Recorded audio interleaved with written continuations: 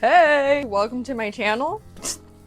This will be my first YouTube video, like talking to the camera, so hey, let's get comfortable. I'm gonna answer some questions because who even the fuck is Alexandra Eve? I'm about to tell you.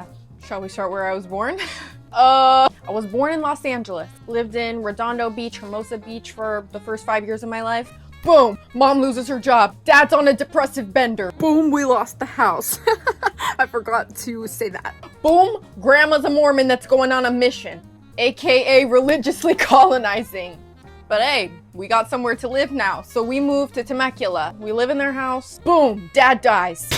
Grandparents come back, then we move into a house down the street. That's where I live the rest of my life. Until I'm 18, then I move out, move to El Cajon, then I move into the San Diego city, and here I am. On my Instagram story, I asked you guys to ask me some questions, so let's get into that. Okay, question 1.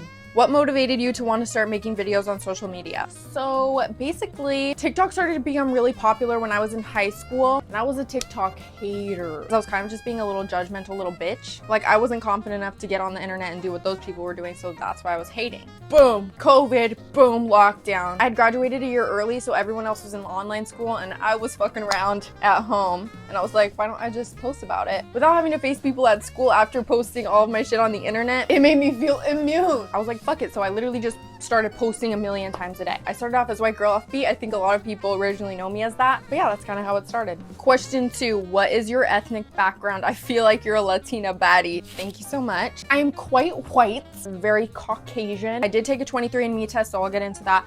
But basically, my grandma on my mom's side is Mexican. I'm very confused about the family tree on my mom's side. And then my grandma on my dad's side was from Argentina. So they were all Spanish speaking. But obviously my dad died when I was 5, so I never learned Spanish. And my mom didn't know Spanish. So here's what I've gathered from my 23andMe. Mostly British and Irish, Western European, Spanish and Portuguese, Italian and Maltese, and then Indigenous American, which I dug deeper into that. It stemmed from mostly Guadalajara. So my great grandma was basically an orphan.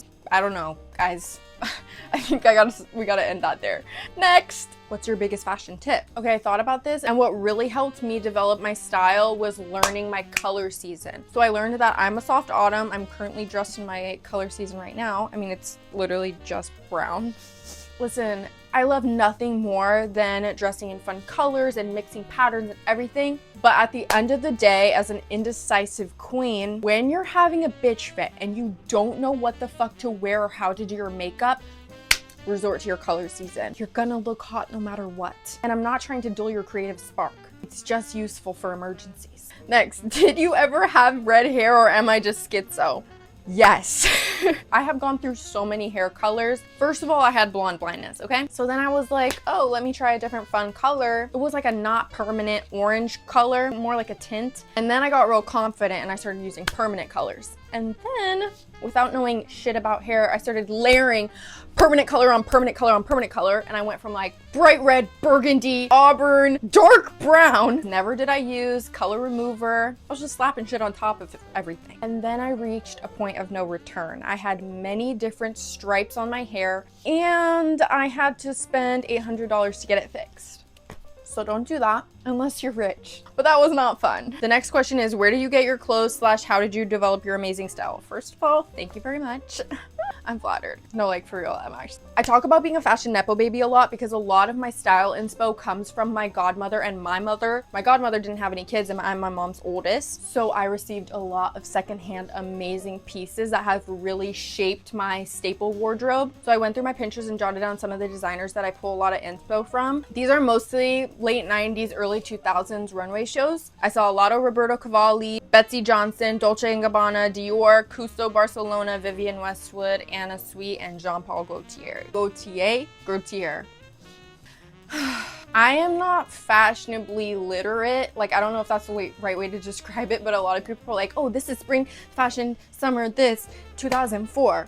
I don't know fashion like that. I'm just gonna be real. But it is really fun to find that out when I obviously learn from Pinterest, because then you get to see all the looks from that collection and I'm like, oh my God, I need every single piece. And I take a mental note of that so that when I'm shopping, I look for pieces that are similar to that style. Next, if you could be a cartoon character, which cartoon character would you be? I love this question. When I read this, I was immediately like, ooh, I think I get compared to Candace a lot from Phineas and Ferb. I'm an older sister. I'm low-key uptight, high-key uptight, and I'm a little outrageous. People compare me to her a lot because of the way that I move. Like, I just have long, skinny limbs and I don't know how to do with them. And on the other hand, I thought of Daria because she is blunt and dark, and I feel like that represents more of my internal monologue. I'm a Capricorn, Scorpio rising, and a Leo moon. I don't know how that works on like what I present versus what I am on the inside. But I think that the way I present myself, especially on the internet, you guys only get to see a little snippet of my life, but it maybe comes off as super positive and like goofy or whatever. I'm low-key a negative ass bitch. I don't mean that in like a judgmental way.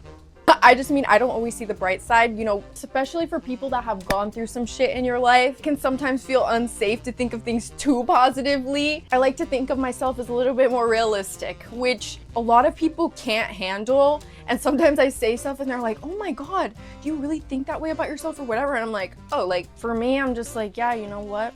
That's just the way life goes. I could be hit by a bus in 2 seconds, blah, blah, blah. Let me move on. Bear with me. This is my first time doing this, so I feel like I'm not really knowing how to stay on track. What is your biggest fashion flop?